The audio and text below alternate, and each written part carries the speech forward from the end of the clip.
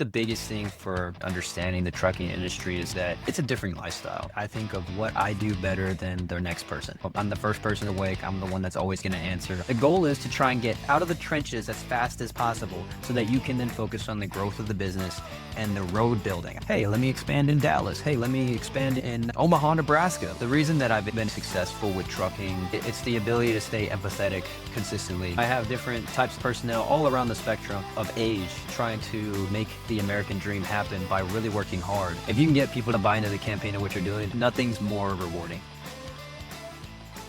We're going to dig into your backstory and the company itself, and then all of those lessons gleaned as a CEO, helping other people as they're in the formation of their businesses. Tell us all the good stuff. I started AJG Transport, which wasn't very imaginative. It was just my initials with transport on it whenever I bought my first 2 trucks. I always say I bought it at 17. I just turned 18 right in the middle of the deal as we were going along, and I was trying to get everything set up. I had a great opportunity and relationship with a couple of financiers at the local Doggett Freightliner in San Antonio. And before that, I was already dispatching for my brother's company as well. So I just kind of saw that an opportunity back then, and it was about 2016. I started my company, and it was like my second year of college. I realized that, man, I needed to get out because I was in a business management course, and the first day they said I had to volunteer at a high school for 40 hours if I wanted to pass. And I was like, what is this teaching me about business management? At that point, I was also failing music theory. So I was like, I'm not good at school right now. So I just need to get into the business. And so I started my trucking company at that point, started to dispatch for myself as well. I asked my financier, and he still works to this day over at the local Doggett, how did you finance me? And he's like, man, I'm going to tell you right now, the financing was a lot easier back then than it is now. And then also I looked and it had like a 14% interest rate. So I was like, no wonder he financed me. But I think how that started was just based off me not wanting to sit on the sidelines anymore. I truly wanted to just not have anybody tell me to get off my phone. And then I realized that instead of working 9 hours a day, I'd work all of the hours instead. I was too young to really understand it at the time, but I saw a great opportunity with Amazon back then in around 2015, 2016, and was able to be the only kid awake at 1 a.m. when Amazon didn't think they were a logistics company back then. They just thought they were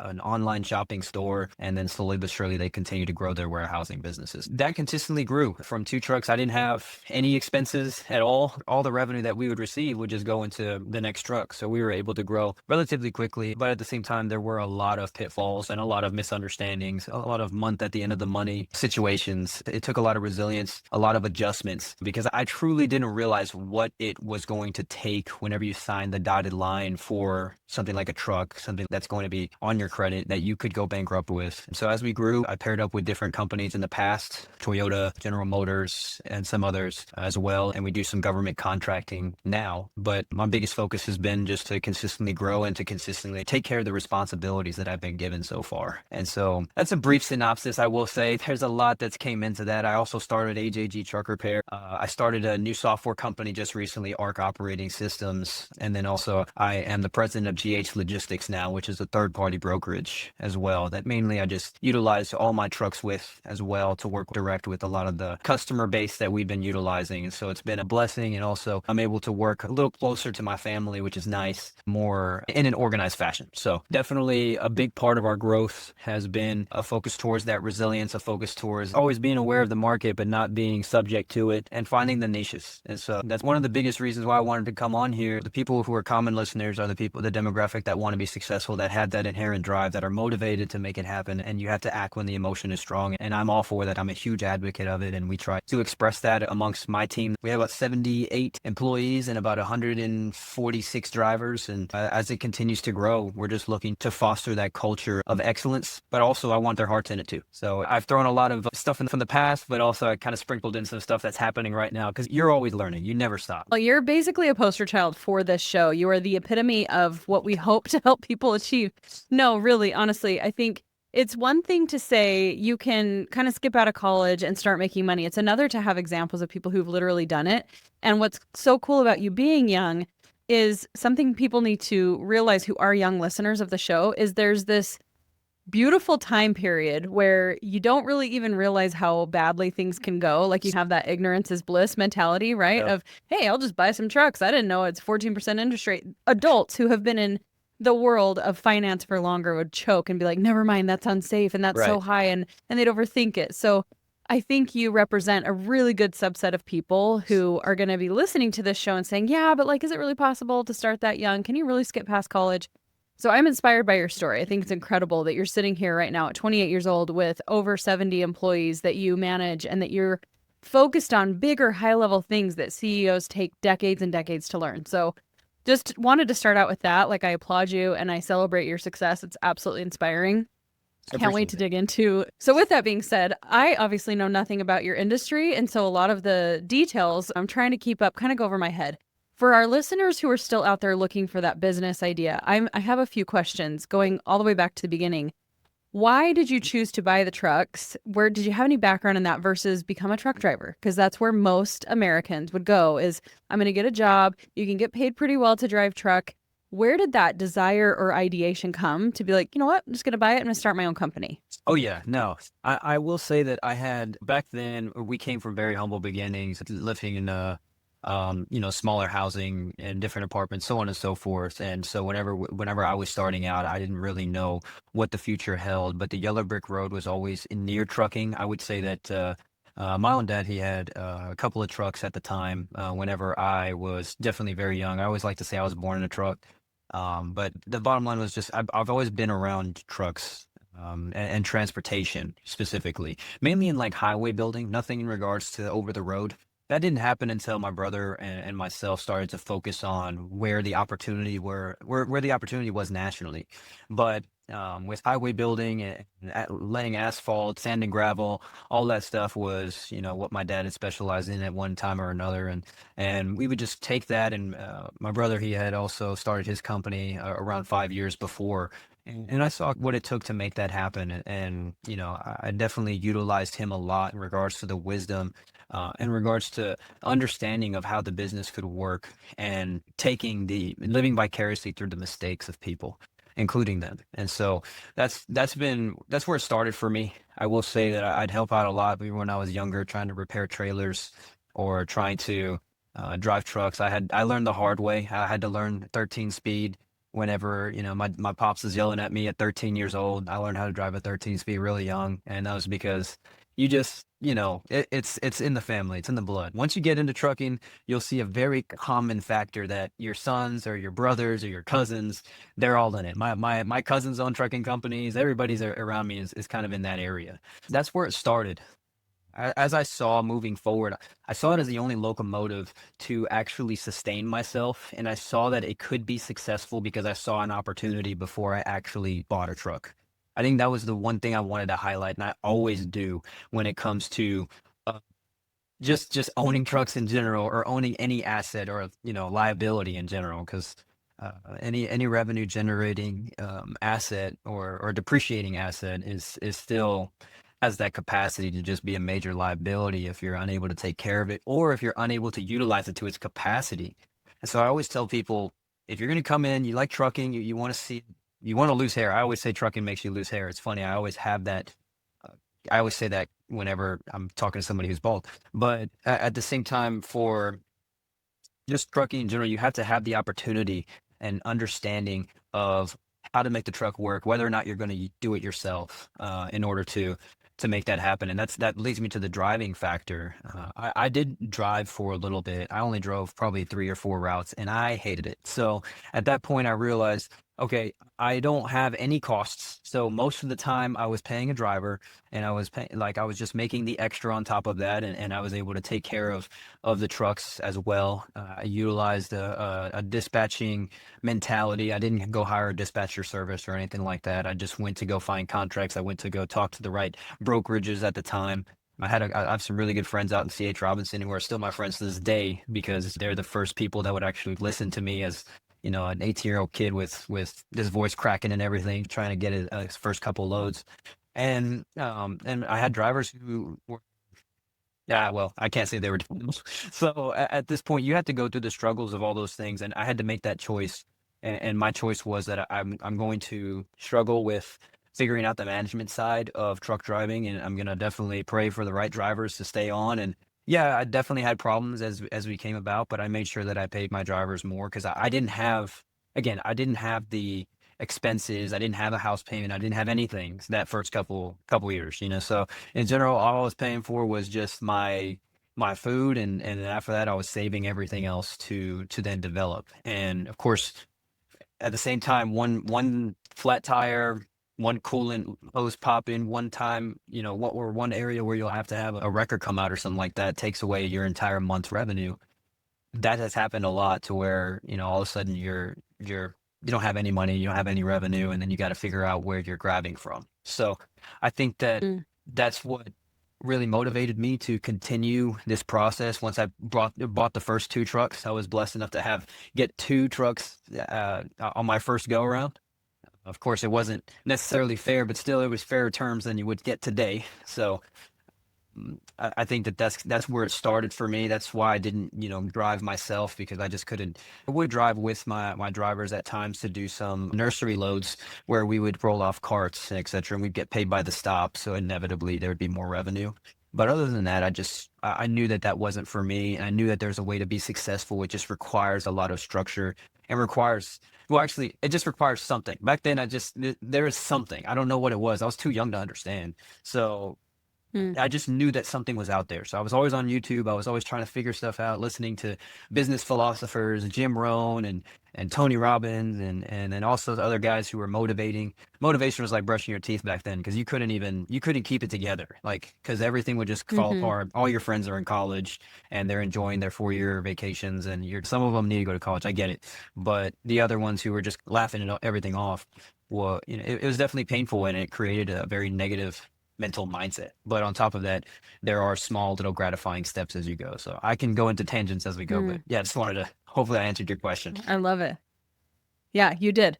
Okay, so because I'm so new to this world, and you've mentioned some of these pieces and things that you've had to do, I want to walk through kind of a linear path. Like, we're teaching truck driving or owning a trucking business 101, and I want to break down the curriculum. So you obviously started with buying the trucks. You know, Yes. that in and of itself would be a bigger hurdle today.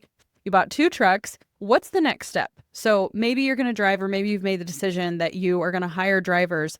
How do you actually start making money from the trucks? Like, you've mentioned brokerages and things like that. So take us through that next step.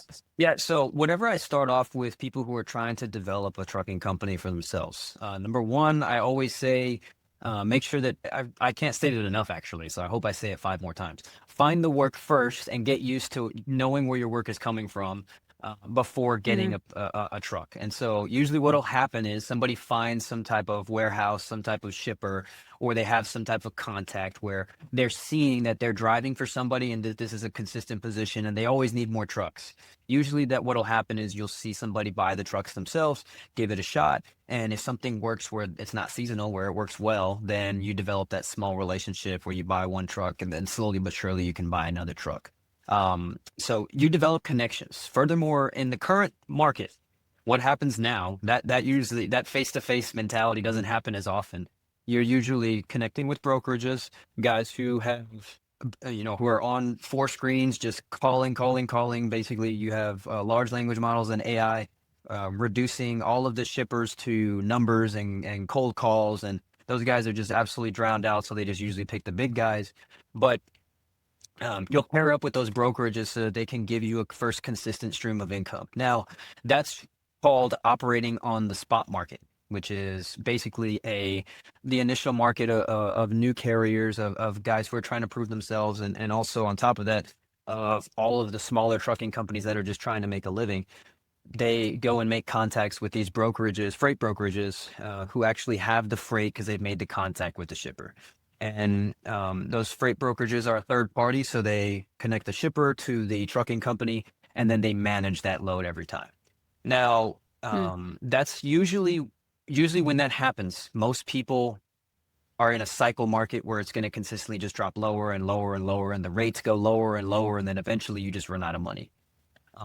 What I did instead was I found a niche where nobody wanted to work in the first place. You know, I instead went to Amazon at 1 a.m. and nobody would call me, or everybody would call me at 1 a.m. saying, "Hey, I need a truck out of San Antonio." They wouldn't, there wasn't a lot of trucks available out of San Antonio, or at the same time, a lot of the guys who were available didn't have the technological wherewithal to have that conversation at 1 a.m. So that's basically the difference. They'd find specific niches in areas where they're like, okay, I need this type of trailer. I need this type of work to be done. I need this route to be ran, and I just don't want any problems. That's a usual common factor for a shipper or a warehouse. And Mm. so, 101, if you find that, you already kind of got the hard part out of the way. Because I would say that I would argue that it's definitely a lot easier to go buy a truck than it is to go and find and build a connection with a shipper or to build a stable revenue situation for a truck.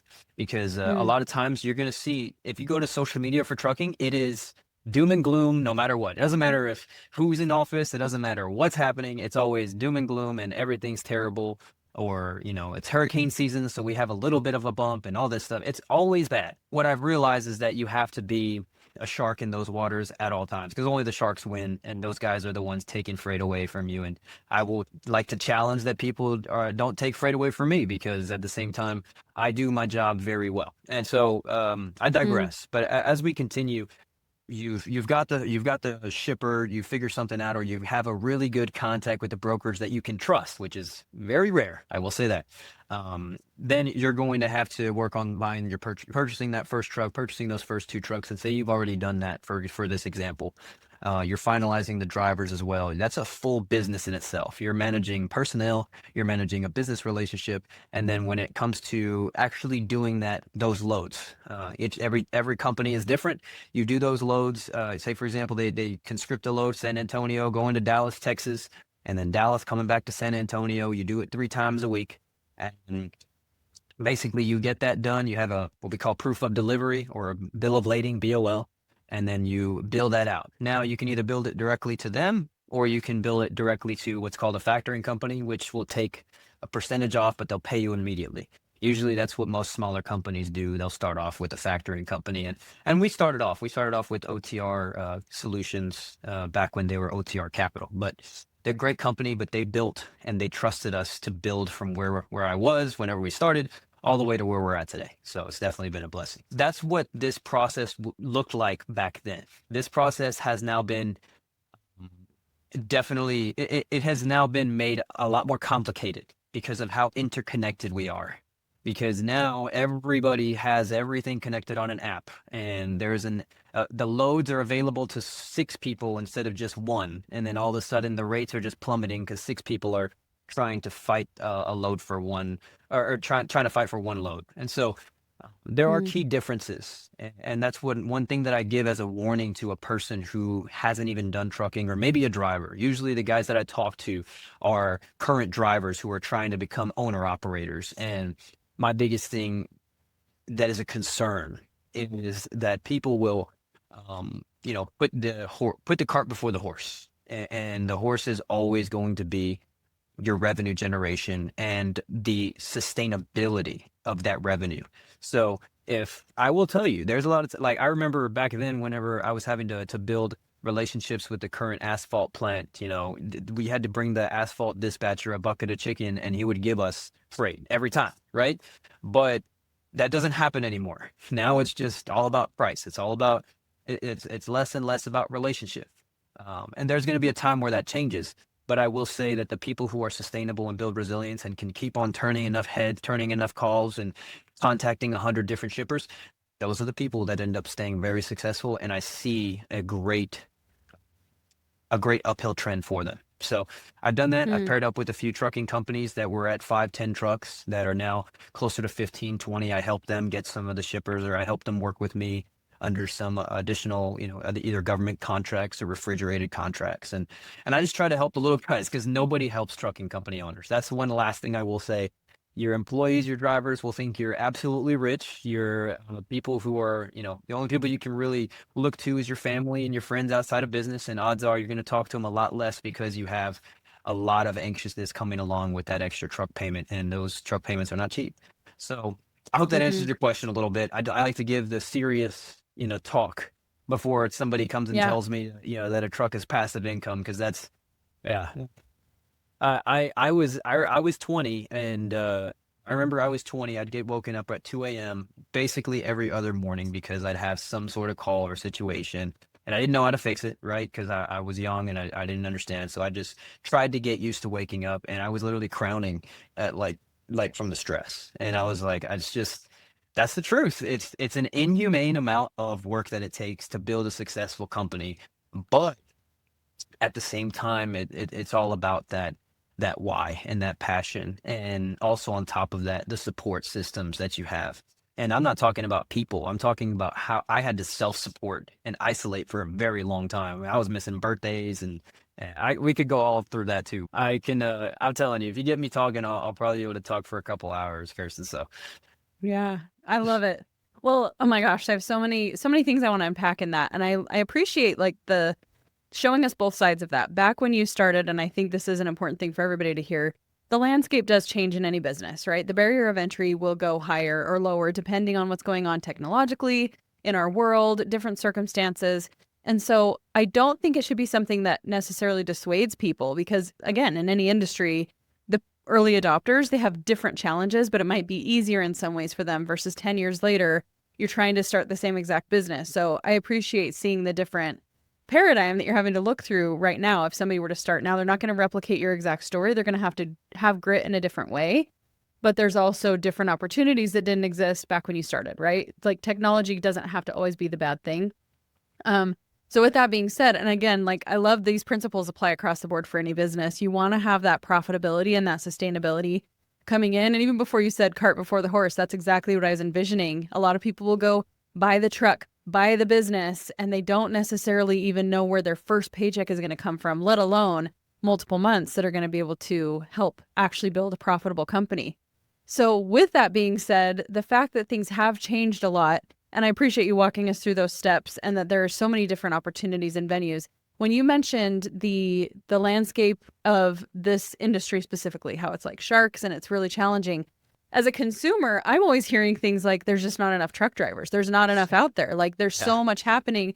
Yeah. So are both of those things true? Is there plenty of opportunity? It's just a little more challenging to like get seen and have those connections made? Precisely. I think one thing that always rings true is there is never a truck shortage. There is just a shortage of good paying truck jobs. I will say that. I mean, I think that the barrier to entry is very low. So you do have a lot of people who come in and they buy the truck and then they try and do it themselves, and then they're basically just paying money to the bank for their truck, and eventually they go out of business after 6 months, and those cycles take 6 months. So if you fill that capacity, you're basically just pushing the market lower and lower, and then you have a bunch of people still complaining. That's the problem that happens in the trucking industry more often than not. A lot of people scrounging, and the guys who actually have the work and stuff are not saying anything about it. I mean, I know I wouldn't. I'm not going to be on social media being happy about the fact that I just got this other contractor here and there. So I think the biggest thing for consumers and understanding the trucking industry is simply that, one, it's a different lifestyle. The reason that I've been able to be successful with trucking, just truckers in general, and I specialize in team drivers, even worse. Like those drivers work 25 days out of the month, and they're consistently hoping for a better I would say they're hoping for a better schedule. They're hoping to see their family. So now specifically with truck drivers and the fact that we have a specialty with team drivers, we have to focus on them being the arms and the legs of what we do.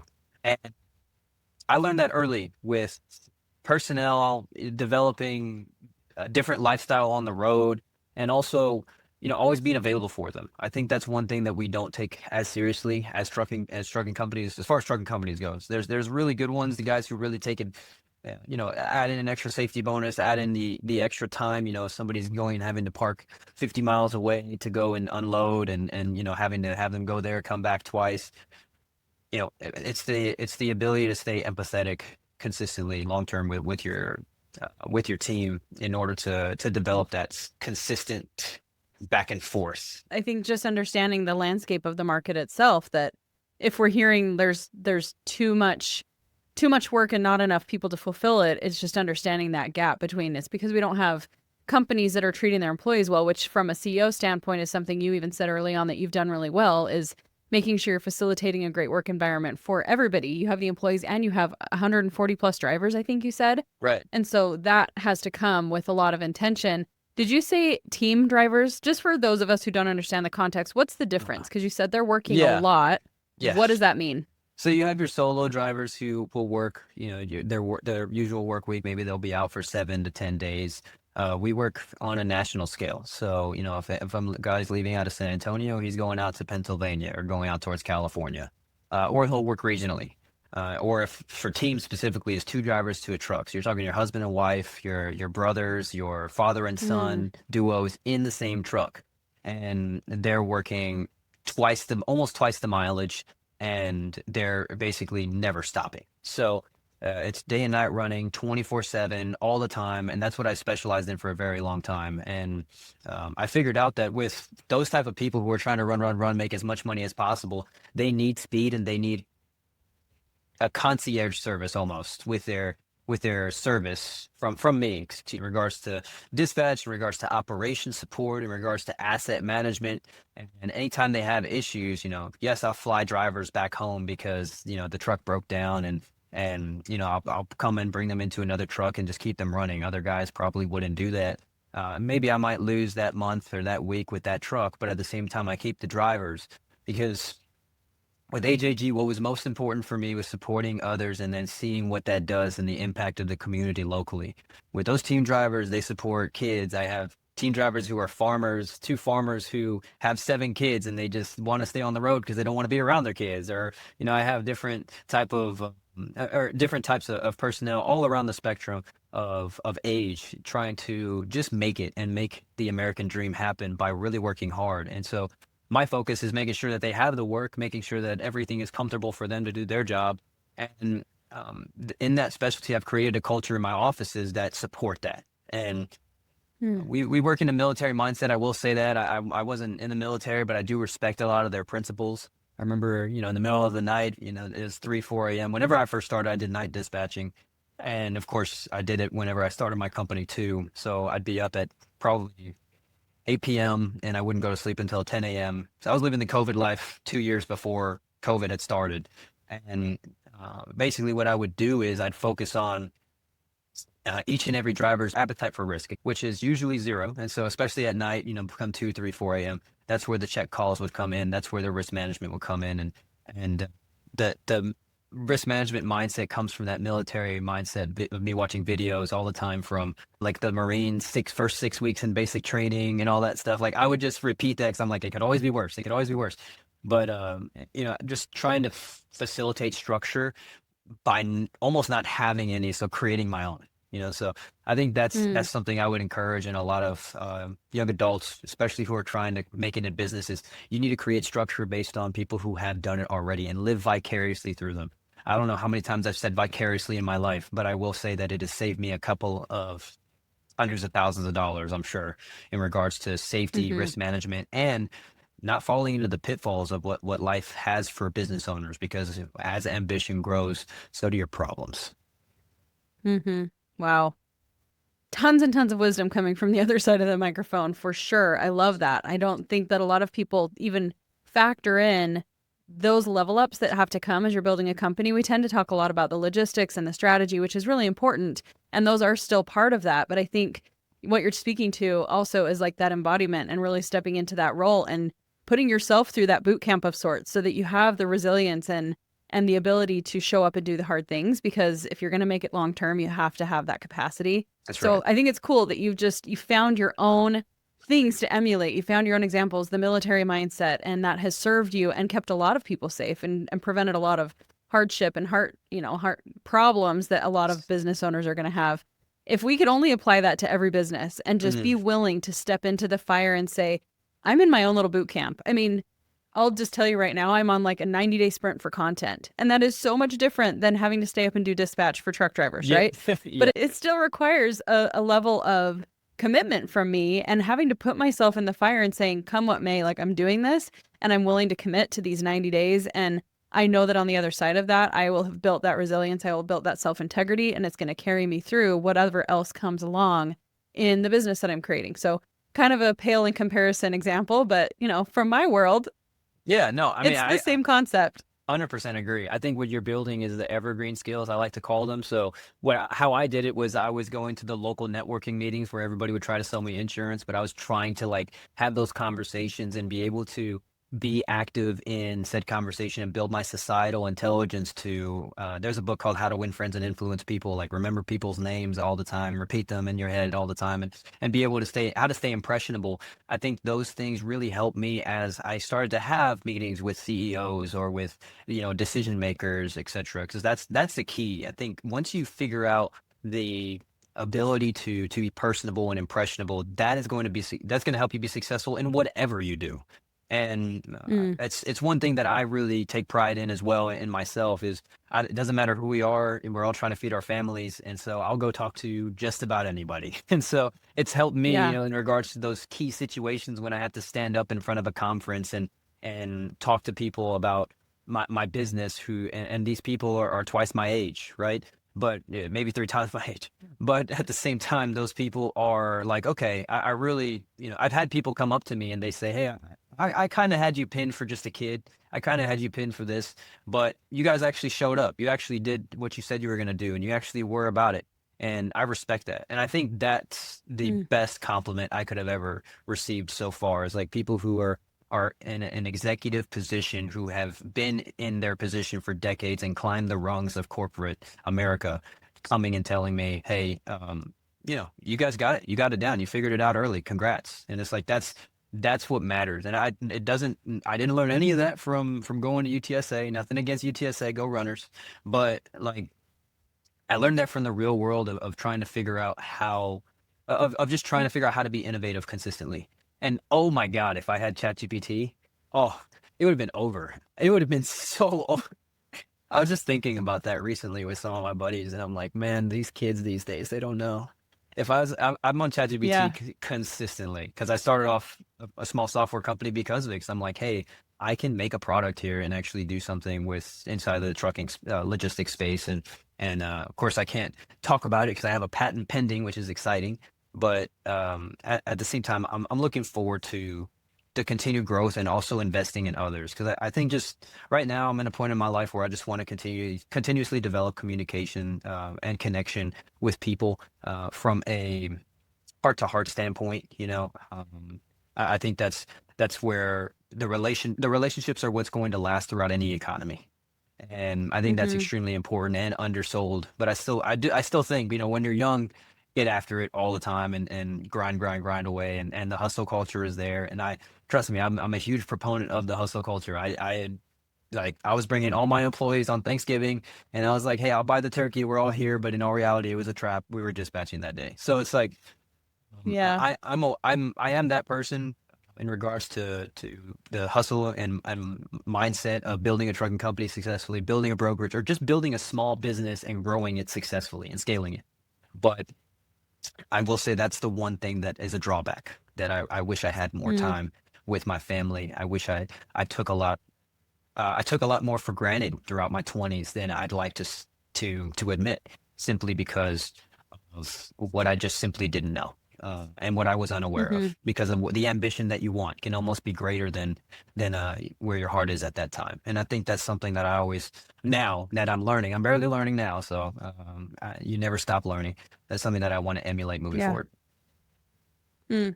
Well, the good news is, because you've learned that lesson in your 20s that most people don't learn until 30s, 40s, 50s, you now have all these decades ahead of you to enjoy the fruit of your labor and to change that perspective a little bit into the way you're spending your time.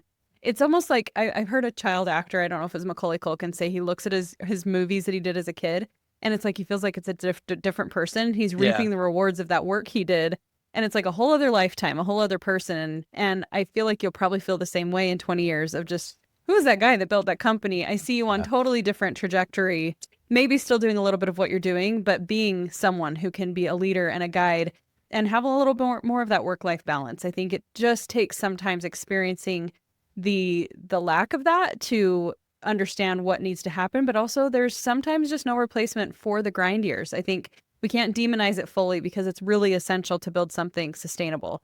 Just have to go into everything with intention, right? I mean, Wow. it is what Yes. it is. Very, very well said. I can not agree more. Because, like, me and my best friend who I brought in, and I kind of dragged him into logistics. Now he's my director of operations. And we were always talking about how we love to go to the movies, and, like, more than, to go see the just superhero movies. We would go. once probably every like 8 months, but we wouldn't go other than that, we were working. So like even then in between the movie, we'd get calls and stuff, but like we were just happy to be there. I think it really, going through those type of grind years really makes you put everything into perspective in regards to what people can take for granted. And of course, what people don't want to leave, it makes me understand why people stay as an employee. And I get that, to Mm-hmm. each their own, every person has different values.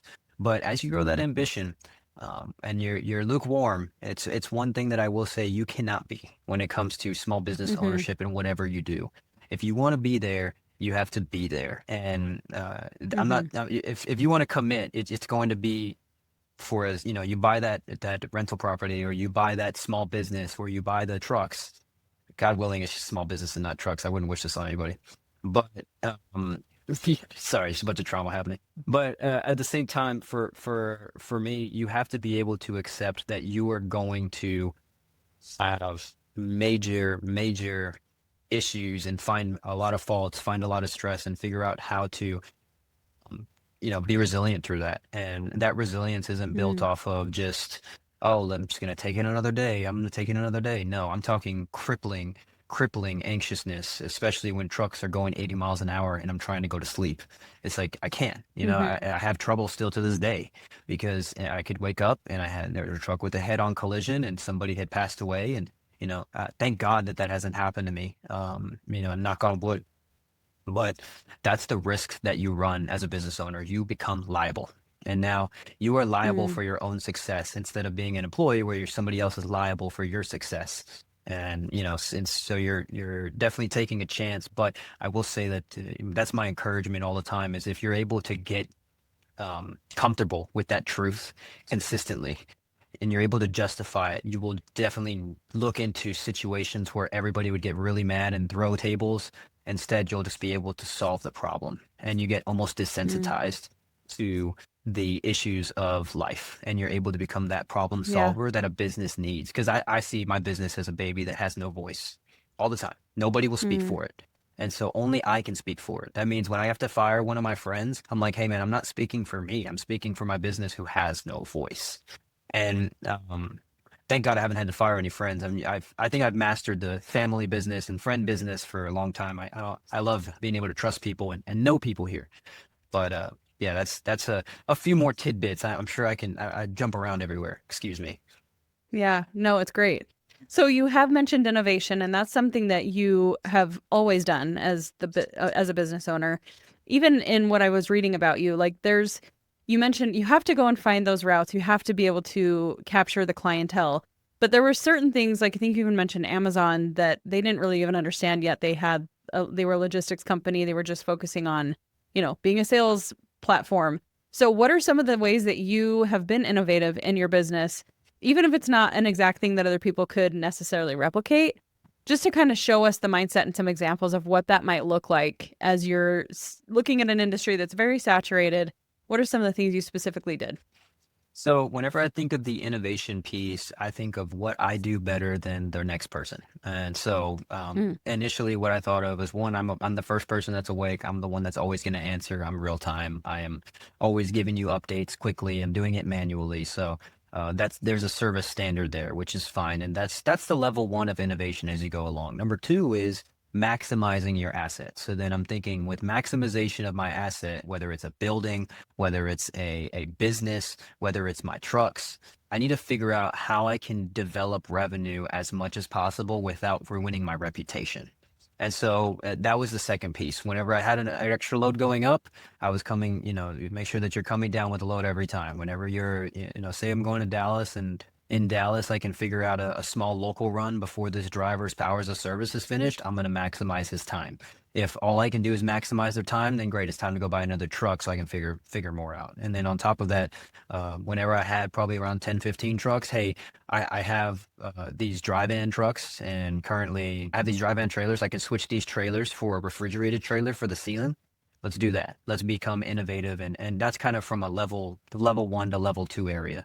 When it comes to level three innovation and a visionary mindset, it's how to eliminate waste in regards to what's happening.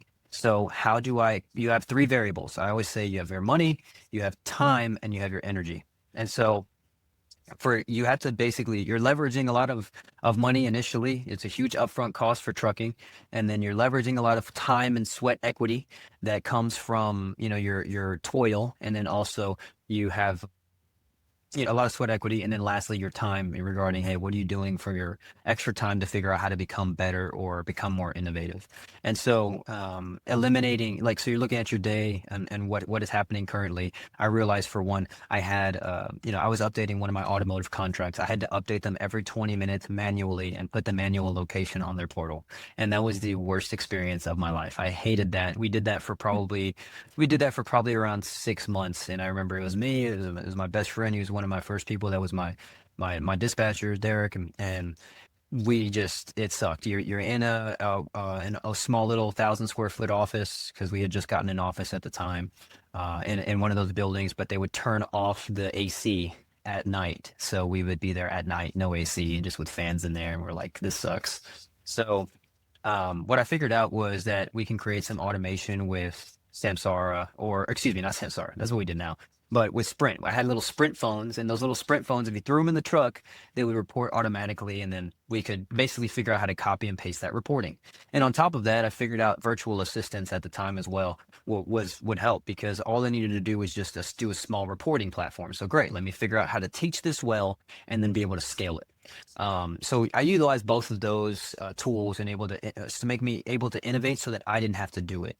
And then once it got to a point where it met my standard, which is at least 90% of my effort, to where that structure, that little smaller innovation worked, then I was able to move on to the next thing and try and grow the business. The goal is to try and get as much of the whirlwind out of your face as possible, get out of the trenches as fast as possible, so that you can then focus on the growth of the business and the road building. I love road building, is what I call it, because then you're able to, hey, let me expand in Dallas. Hey, let me expand in Omaha, Nebraska. Like, that's the conversations that we have now, but it's only because I'm able to get out of the whirlwind of today. And that's something that's really hard for guys who develop their small business and have a really tight grip and are traumatized by not having that tight grip, because you will get woken up at 2, 3 a.m. consistently for a good 6 months, and you try and change things. It's like frying it from my cold dead hands initially. So I understand that it's going to take time, but that's what innovation does. And so it's like, if you're able to master the world, or bridge the world between experience and that culture of trucking, or that culture, whatever industry that you're in, with, usually it's parents or grandparents, or maybe some old employee who's been working for 40 years and doing it one way, and innovation and technology, and being able to be that bridge, that's where the innovation lives. So those are just a couple examples. I mean, I like to kind of put it in a template for people, because every industry is different, but the mindset is the same. If you're able to have that visionary mindset, usually a visionary is going to also need an implementer. I will say I rarely met both. I don't even like to say that I'm both, because I'm more of a visionary than I am an implementer. But, once if you're big enough to find those people, I call them the core four as well, then you'll be able to grow into something that's really big, because it's also, of course, bigger than yourself. And then more people start to take investment. If you can get people to buy into the campaign and what you're doing, man, it's just, nothing's more rewarding, So I can go into tangents there too, but yeah, I hope that answers your question. Yeah, amazing.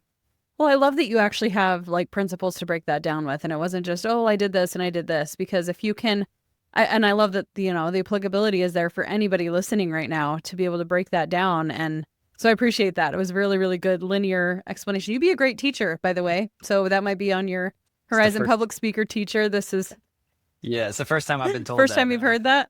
Yeah. Oh, well, it won't be the last for sure, because you're great at explaining things and breaking down complex concepts. A lot of times people can't get outside of just the thing they do and see the universality of the things that they have learned as a business owner. And so you're really gifted in that. And I appreciate you being able to break that down.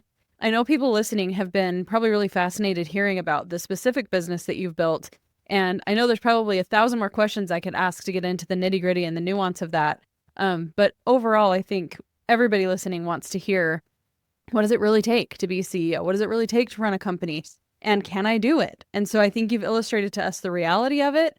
the ambition of it and the wins and some of the hardships. So I think it's been a very, very well-rounded insight into your life and to the journey that you've had as a business owner. So I appreciate all of that you've shared with us. Absolutely. No, it's definitely, I know I can go on and on just because of how much has happened, and there's a lot more, of course, to unpack. And I think that's every CEO's lifestyle, especially Hmm. one that's kind of self-made as you go along. But the biggest thing I like to say is that, I could not have gotten this far without consistently realizing that I am weak in a lot of areas and I need help. And I think that being able to reach out and always being a student, and especially being young, was really helpful. This is where I like to say that being young was really helpful, because people who are older than you can get them to talk about themselves so easily. And it's like, great, like, awesome. I just want to listen to you. I want to listen to your story like you're doing now, right? But I know I could talk about myself now. I'm the old guy.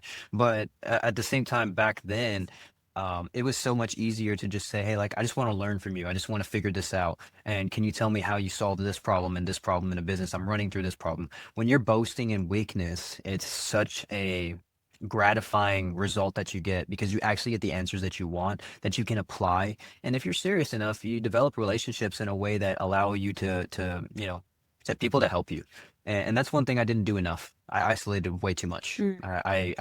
I did a lot of self-training with YouTube. I will say that. I did a lot of YouTube. But other than that, I think that that's one thing that would have helped me along my journey get me a lot farther quicker. Mm.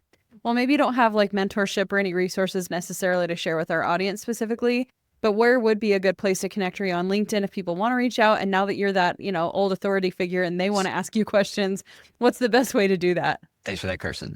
So I definitely have been working on YouTube a lot with Beyond Freight is what we call ourselves, and I started a little marketing firm, and we're adjusting with all of my companies together. And also, yeah, definitely reach out to me on LinkedIn for the most part. I also have. We do have Instagram, Facebook, but to be honest, that's more my marketing guy's side. I try and stay off of social media as much as I can, especially right now when I'm trying to get locked in on some business things. So, um, and also I would say that if you're commenting, we're trying to create a small little Discord with our current videos on Beyond Freight, and we're going to continue to grow in that facet, and build in podcasts of how it. We're a faith-based organization, so I try to throw a lot of that in there as well, and make sure that they have the right principles and morals in order to build something that's going to last, and not something that's going to be a brief but beautiful fire. I want it to be something that's Mhm. going to be long lasting and generational, because that's what a lot of companies really would love. They'd love to pass things down to their kids, and I've seen that. I've seen what it can be, and I've also seen what it isn't. And I've seen the differences in mindset. So I'd be able to fill people in on that. And people contact me all the time, whether or not they're trying to buy a business and whether it's a good idea, whether or not they're trying to start a trucking company themselves. You're probably, my answer is going to just say no, just because of trauma. But I will say I'll help you. So absolutely, I love to reach out, connect, and of course my team loves to develop that group and community too. So looking forward to it. Cool. Cool. Thank you so much, Andrew. It's been such a pleasure to learn about you. I'm super impressed, as I'm sure everybody else listening is. So just appreciate your time and your willingness to share all the things that you've learned and all of that insight that comes from being a successful CEO. Thank you so much. It's great to be here, Kirsten. Thanks for y'all's time, and we'll hope to talk to y'all soon.